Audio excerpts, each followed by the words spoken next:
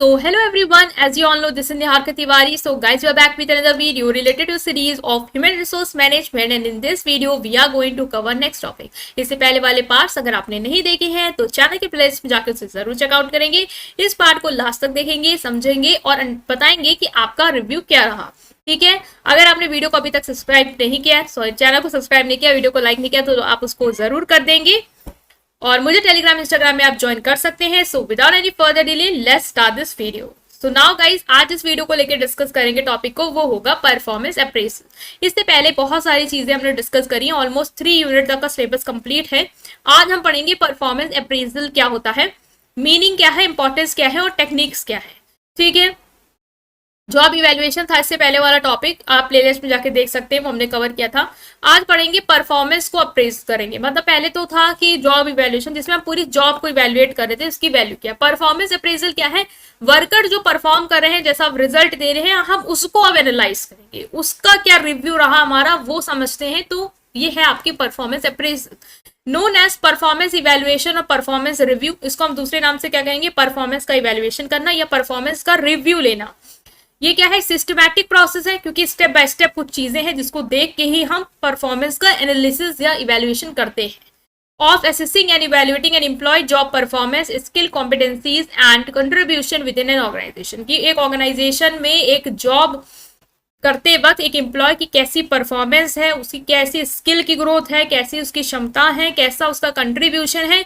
जब इन सारे एस्पेक्ट को हम इवैल्यूएट करते हैं, देखते हैं, दिस इज परफॉर्मेंस अप्रेजल। अब आपको पता है, अगर एक ऑर्गेनाइजेशन में किसी को प्रमोशन देना है या किसी को एक अच्छा रिवॉर्ड देना है, जैसे होता नहीं है ईयर कुछ होता नहीं है, वो अवार्ड क्या बोलते हैं, पर्सन ऑफ द ईयर या फिर employee of the year, yes employee of the year. तो वो आपको क्या लगता है, ऐसे दे देते होंगे? ऐसे देते होंगे नहीं, परफॉर्मेंस का इवैल्यूएशन करते हैं, एक स्टेप फॉलो करते हैं कि इन फैक्टर के बेसिस पे हम हर एम्प्लॉयज को देखेंगे और फिर स्कोरिंग करेंगे, एंड देन हम पता लगाएंगे कौन सा एम्प्लॉय कितना बेटर कर रहा है, उसको हम देंगे एम्प्लॉय ऑफ द ईयर। तो इसके रिगार्डिंग आप कैसे परफॉर्मेंस का अप्रोच करोगे, इंफॉर्मेशन गैदर करोगे कि एम्प्लॉय ने कितना अकम्पलिशमेंट किया है, कितनी उसकी अचीवमेंट रही है, कहाँ कहाँ उसका स्ट्रेंथ है, किस एरिया में उसको इम्प्रूवमेंट की जरूरत है, ताकि हम देख पाए कि वो जो भी ऑर्गेनाइजेशन का गोल एक्सपेक्टेशन है उसको ये कंप्लीट करने में कितना रोल निभा पाए। उसके बेसिस पे हम क्या करेंगे, उसका इवैल्यूएशन करेंगे। अब आता है कि परफॉर्मेंस का इवैल्यूएशन या अप्रेजल क्यों कर रहे हो, क्यों आप देखना चाहते हो कि एम्प्लॉय का रिजल्ट क्या रहा, उसकी परफॉर्मेंस क्या रही, क्यों जरूरत है इस चीज की। तो पहला है फीडबैक एंड ग्रोथ देने को। अगर आप मेरी परफॉर्मेंस को देखते हो ना, अब मेरे यूट्यूब की जर्नी को देखते हो, तो आप देखोगे कि इनका पहले ये कमी था, फिर इन्होंने इसको इम्प्रूव किया, फिर इन्होंने यहाँ पे अच्छा किया। तो आप मुझे फीडबैक भी देते हो हमेशा कमेंट्स में कुछ ना कुछ कि ये चीज़ और अच्छी हो सकती है, ये चीज़ में और कमी है।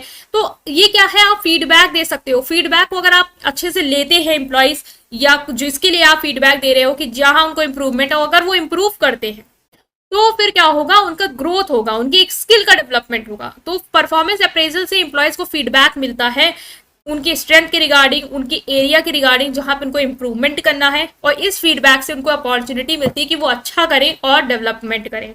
रिकॉग्नाइजेशन मिलता है परफॉर्मेंस अप्रेजल, जिसकी परफॉर्मेंस अच्छी है आप उसको रिकॉग्नाइज करोगे, उसको प्रेस करोगे। जैसे employee of the year award दिया आपने, तो उसको रिकॉग्नाइज किया, रिवॉर्ड किया, इससे क्या होगा, वो मोटिवेटेड फील करेगा, जॉब सेटिस्फेक्शन रहेगी। तो ये एडवांटेज में भी लिख सकते हो और इंपॉर्टेंस में भी लिख सकते हो। और ऑब्जेक्टिव पूछे ना तो ऐसे लिखो, to recognise, to provide feedback. एक ही चीज से 10 चीजें बना सकते हो, बस तरीका आना चाहिए लिखने का। ठीक है, ये मत सोचो कि मुझे तो ऑब्जेक्टिव पढ़ने हैं, कैसे करूंगा। तो लिखो उस तरीके से कि to provide feedback. Performance appraisal, the most one of the objective performance appraisal is to provide feedback to the employees regarding their strength and area where they need to improve. तो इस तरीके से लिखो, चीज वही लिखो, तरीके बदल दो, नंबर पूरे मिलेंगे। ठीक है, करियर डेवलपमेंट इंपॉर्टेंस क्या है कि परफॉर्मेंस अप्रेजल हेल्प करता है एम्प्लॉय को कि वो अपने करियर पाथ को अंडरस्टैंड कर पाए। ठीक है, जॉब में आइडेंटिफाई कर पाए उस एरिया पे जहां पे वो और अच्छा कर सकते हैं, ताकि उनकी फ्यूचर में अच्छी ग्रोथ हो, उनको प्रमोशन मिल सके, तो वो उस एरिया को और इम्प्रूव करें, जिससे उनका करियर ग्राफ जो है वो और आगे जाए। तो ये सब क्या है, इंपॉर्टेंस हो सकती है परफॉर्मेंस को इवेल्युएट करने की। गोल alignment, organization can ensure that employee efforts are in line with the company's strategic goal, ensuring focus and cohesive workforce. Goal alignment, अब परफॉर्मेंस अप्रेजल के थ्रू अगर लगता है ऑर्गेनाइजेशन को कि एम्प्लॉय जो है वो उसके गोल जो है, ऑब्जेक्टिव जो है ऑर्गेनाइजेशन का, उसके टुवर्ड ज्यादा अच्छा काम नहीं कर रहा है, तो आप उसको बताओ, उसको फीडबैक दो, जिसके हिसाब से आप उसके जो भी एफर्ट्स हैं उनको कंपनी के गोल के टुवर्ड अलाइन कर पाओ, जोड़ पाओ, ठीक है। टैलेंट मैनेजमेंट अप्रेजल हेल्प करता है कि हाई पोटेंशियल एम्प्लॉयज को आप पता लगा पाओ, और area where talent can be develop for future leadership role, मतलब कि आप ऐसे एम्प्लॉयज का पता लगा पाओ जो बहुत ही ज्यादा पोटेंशियल और आपको लगता है कि उनको फ्यूचर लीडरशिप के रोल के लिए आप तैयार कर सकते हो, तो इसको पता लगाने में भी आपको ये हेल्प करेगा। ट्रेनिंग एंड डेवलपमेंट में, मान लो आपने परफॉर्मेंस इवेल्युएट की, आपको लगा यार ये सब स्किल की चीजें इनको आनी चाहिए, नहीं है, तो आप उनको फिर उसके रिगार्डिंग ट्रेनिंग दे सकते हो, डेवलपमेंट दे सकते हो। तो ट्रेनिंग डेवलपमेंट देने के लिए भी तो आपको पता लगाना पड़ेगा कमी कहाँ है, वो कमी कैसे पता लगेगी, जब उसकी परफॉर्मेंस का आप इवेल्युएशन करोगे। Employee motivation, a well structure appraisal process with effective feedback boost employee motivation engagement, अगर आपको अच्छा फीडबैक मिलता रहे जिससे थ्रू आप अपना डेवलपमेंट कर पाओ, ग्रोथ कर पाओ, रिवॉर्ड रिकॉग्नाइजेशन मिलता रहे, तो आप मोटिवेटेड तो ऑब्वियस फील करोगे। तो यही सब क्या है, ये सब है कि परफॉर्मेंस अप्रेजल का क्या आपको इंपॉर्टेंस है या क्या आपको बेनिफिट है, क्यों कर रहे हो। अब मान लो स्कूल में भी हम लोग की परफॉर्मेंस जो है वो अप्रेस की जाती थी, देखा जाता था कौन सा स्टूडेंट कैसा है, फिर जो student of the year award जाता था, या मोस्ट प्रोग्रेसिव स्टूडेंट जाता था, या फर्स्ट सेकेंड पोजीशन जो भी अलग अलग जाती थी, तो इसी के बेसिस पे तो जाती थी कि आप कितना अच्छा कर रहे हो या कितना अच्छा आपकी ग्रोथ है।